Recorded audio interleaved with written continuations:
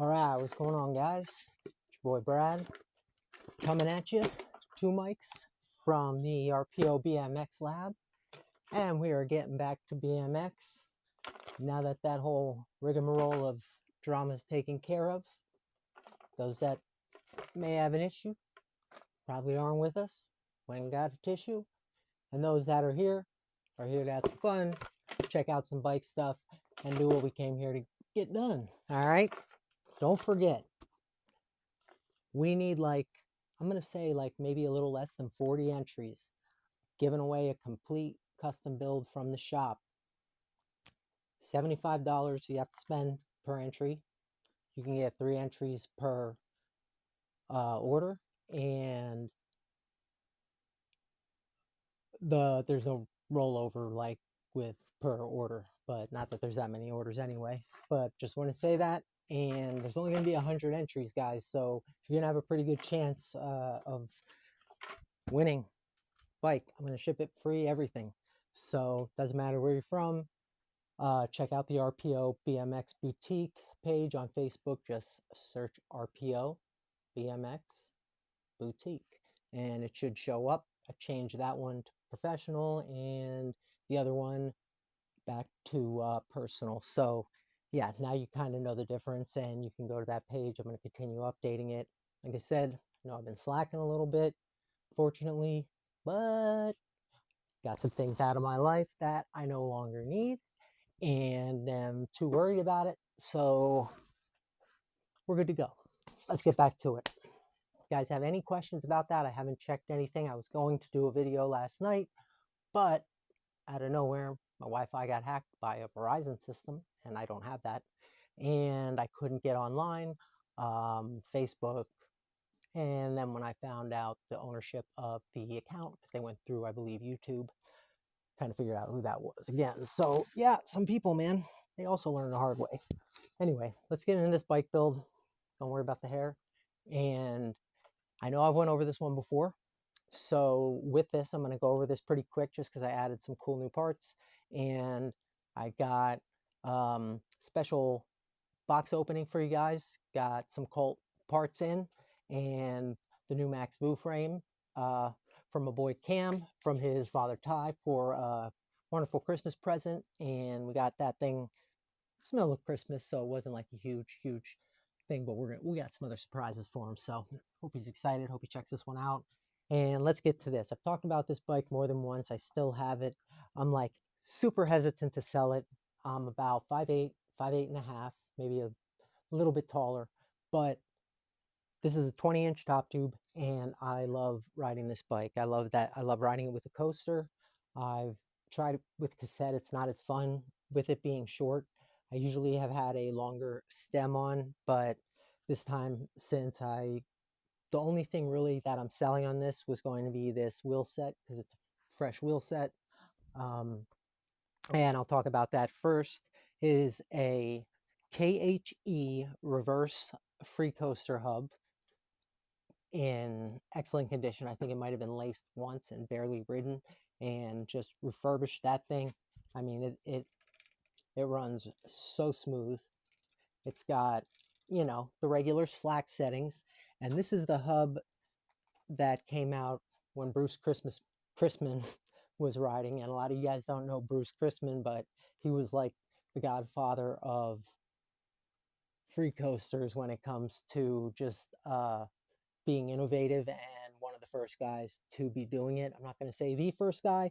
I'm just going to say he was one of, and he was really fun to watch because it was like something extremely kind of new in BMX, even though they, were a little bit, I'm going to say they weren't that safe sometimes, as they had a lot of malfunctions, but they were going through the growing process and figuring out how to do it. And after Bruce's Geisha hub, I believe it was, his Geisha Freecoaster hub, they did some fixing up. This is a female version of that. And this is also Bruce Crisman. It says it on here, Bruce Crisman signature hub, developed by KHE Bikes. And KHE Bikes pretty much also is like the father company for the Freecoaster. A lot of other companies, I think they were the first to have it patented. So when you read KHE style hub internals, that's why they have that, because KHE had a patent, I believe, on the whole Freecoaster system, and there really wasn't a better way to do it at the time. They had really like taken out all the kinks, and now we have hubs that are cassettes and coasters at the same time using plastic and stuff. But back then, I say back then, but it really wasn't all that long ago.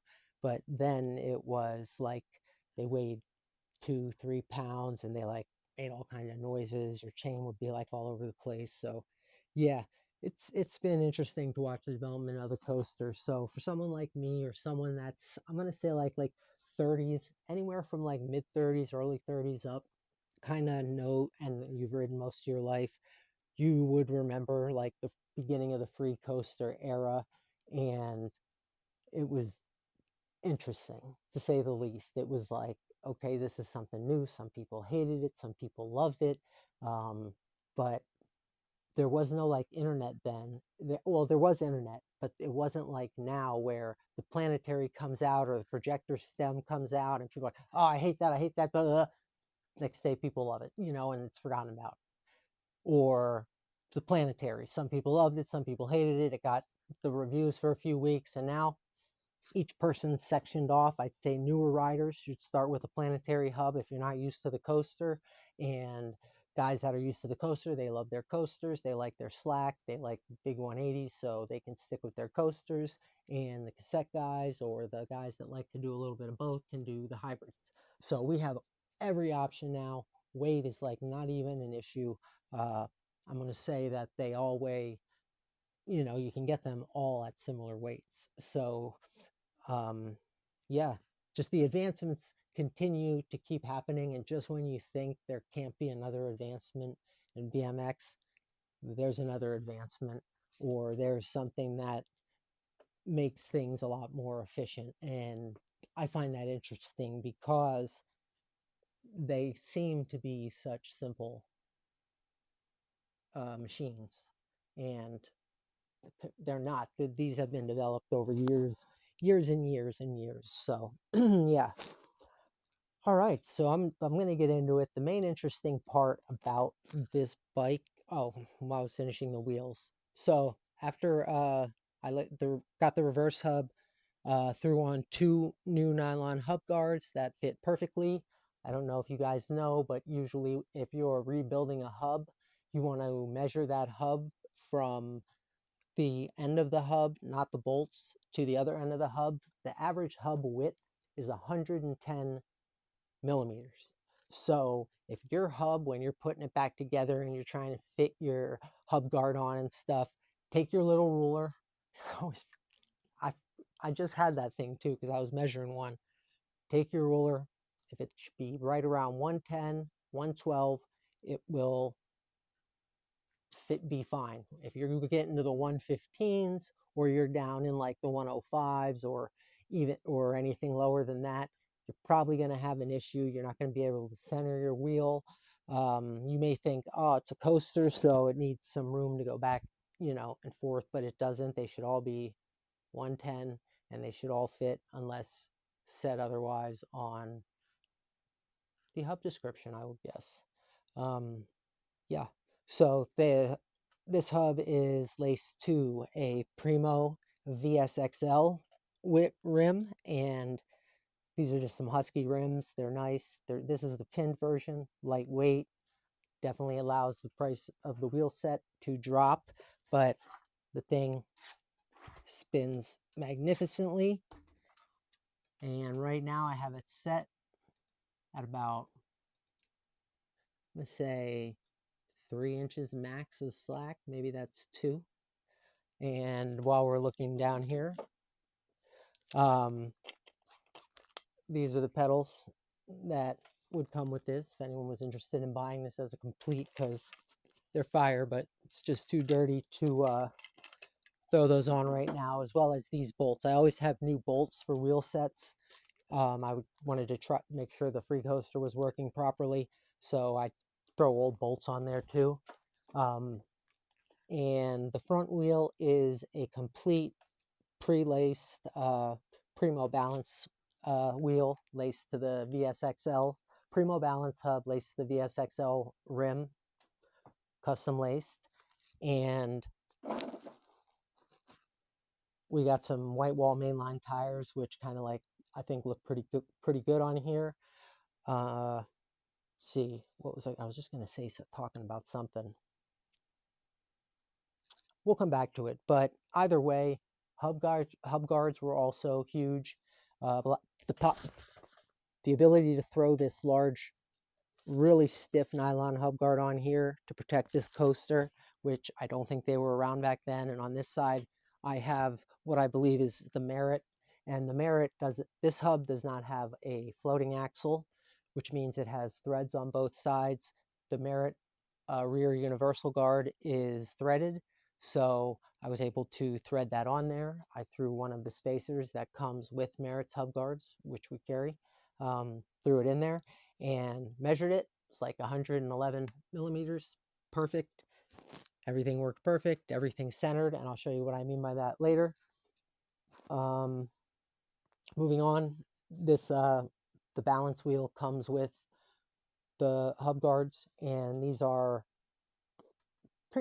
these are the better version of Primo's hub guards. Primo did have a time, and the reason their hub guards were so small at that one time, and they had those guards on everything, was because they had the N4FL, which was their flangeless hub, and a flangeless hub is smaller, doesn't need as much protection, so it kind of looked goofy with this big saucer around this small hub. So that's why, but these wheels definitely have the bigger hub guard. Another thing I love, we also carry Demolition Axis handlebars. Love these bars. I love the geometry of these bars. I've tried like, I'm going to say 4 different bars in the past 2 weeks. Haven't really been able to ride. It's freezing here. There's ice everywhere. I know I'm going down. I go down like twice, maybe on a ride with the dog or something. But yeah, these are the Axis bars. I've talked about these in another video. 9.25 rise. Wanted to run that front load stem.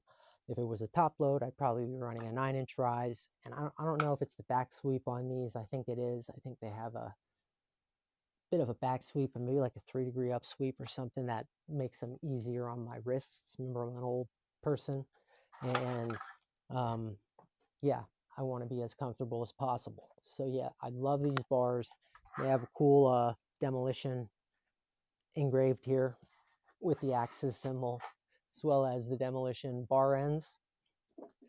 Love these bar ends, the Axis aluminum bar ends. Got them at the shop here.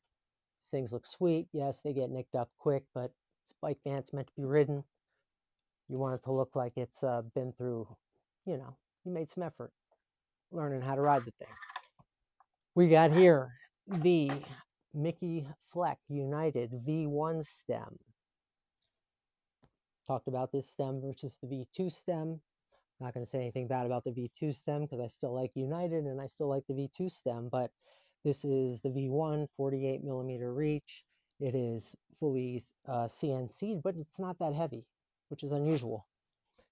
It also doesn't have that much of a drop on it, which I like. So with the geometry on this bike, fits perfectly. It's actually fits better than something like the Aiken stem that I had on before with the 53 millimeter reach, which was more comfortable to ride because I'm a little taller for it, but this thing just feels more comfortable, feels more centered. And with the rims and the fat tire, fat stem, everything feels really aligned for me and really comfortable. Thinking about throwing 4 of the Benny pegs on here, but I might not. I might not. I might try to beat up this spline drive Madera Signet sprocket. So this is a 25 tooth. Madera discontinued. Madera is discontinued. Look that story up sometime. Maybe I'll tell you about that. But Madera is Profile. It was their West Coast version of, the Profile products. And because the world is sensitive, we no longer have Madera. and all those riders and that were sponsored and the people that worked there lost all their jobs. And I'm not going to get in detail. Might get canceled. Who knows? So we're going to keep it light. This is a spline drive sprocket. What I like about it, I mean, I know it's instant engagement, but it's also less with the slack.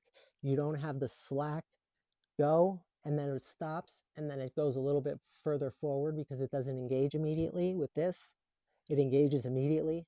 So I think there is an actual benefit to running a spline drive sprocket with a Freecoaster, and that was what I just explained to you.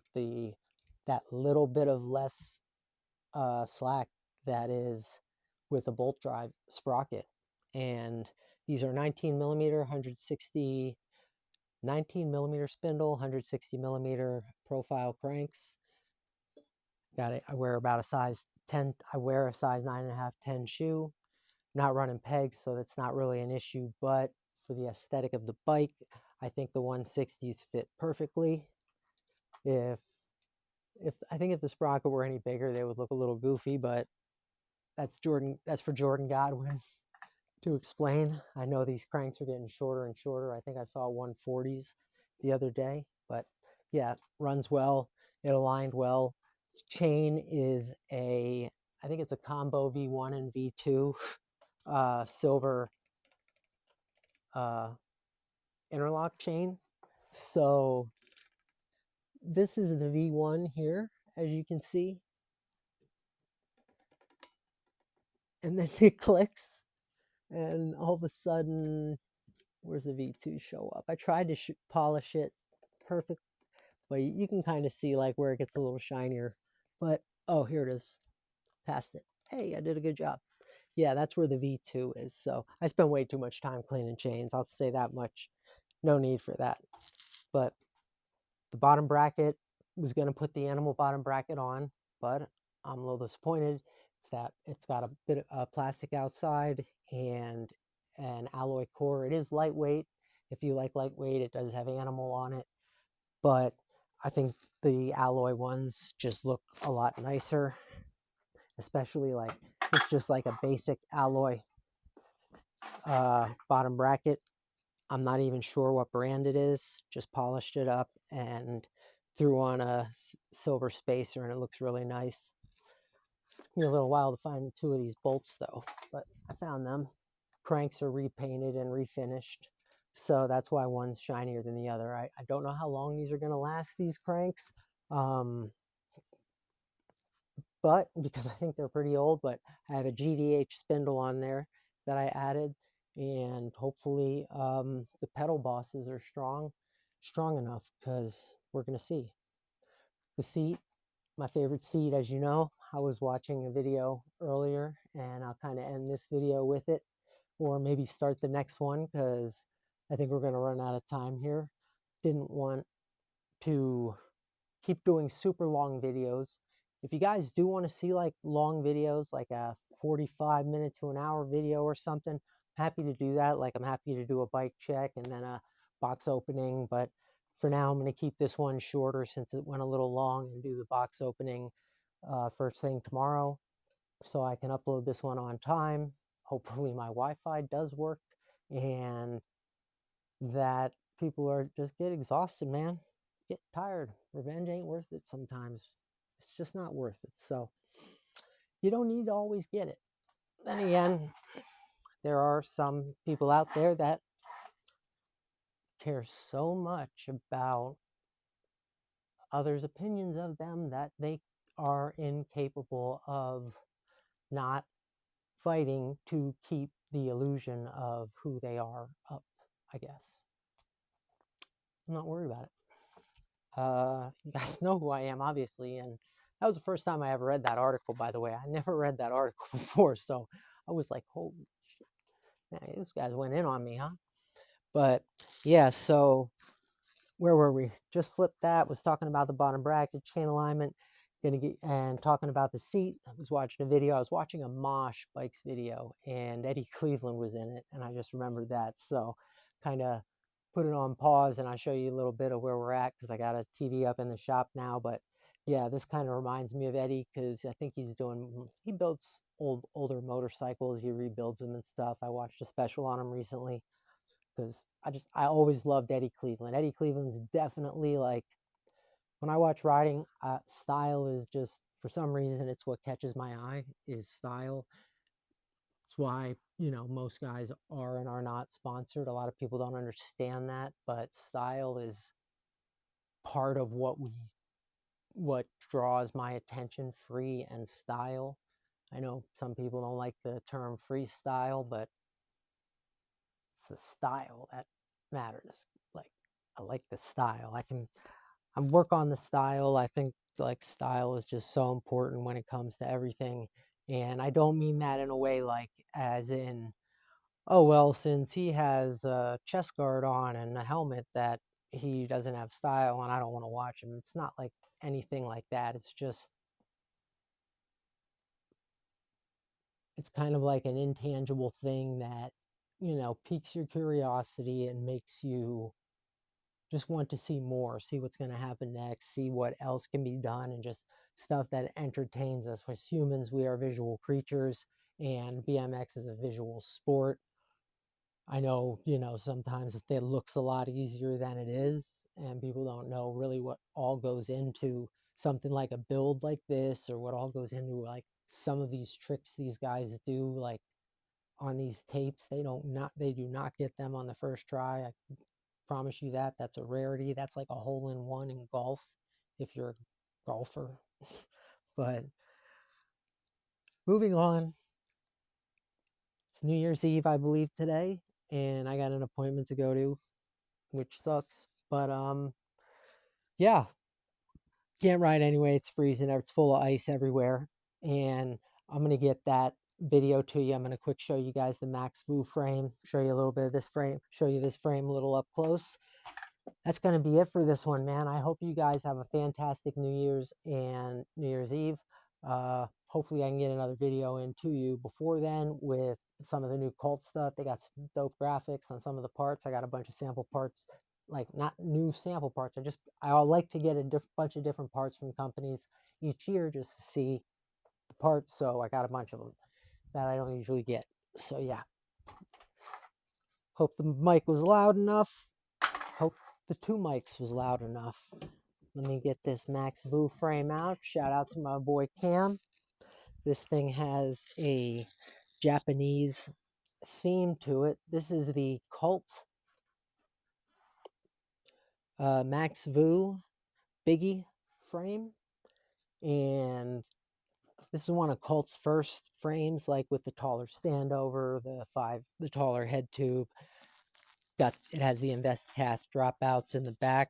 Looks like the Federal welds a little bit to me.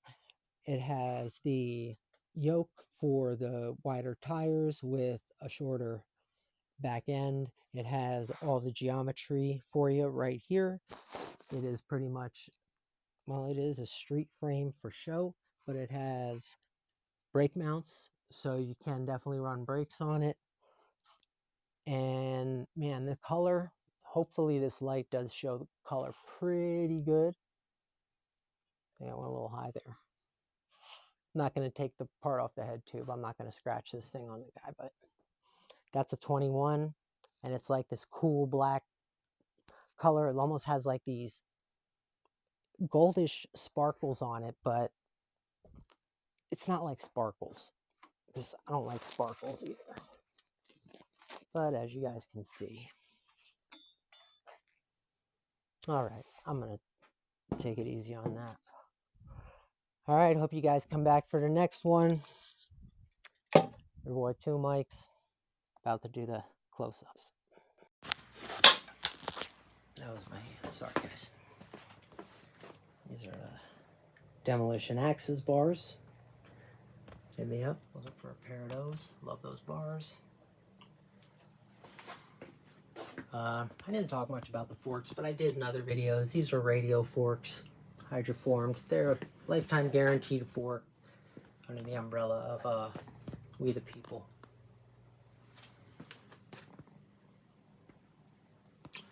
Do have some animal headsets left. They come with the smaller cap there and the larger one.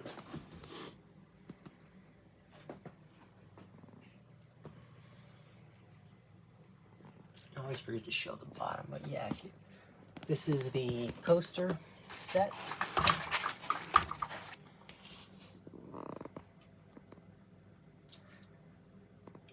Bruce Crisman signature Freecoaster. Got the guards on it.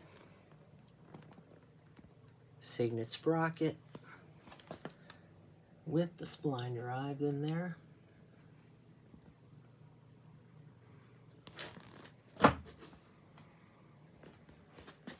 Balance hub.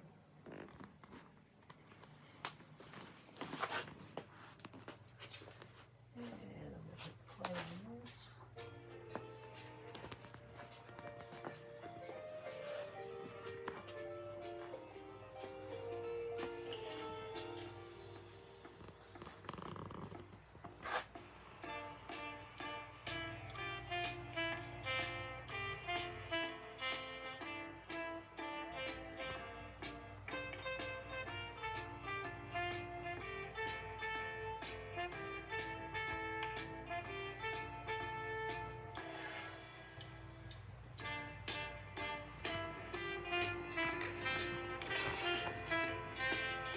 The man himself.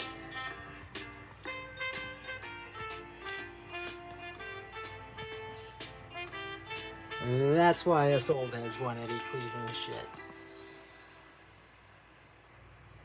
Legend.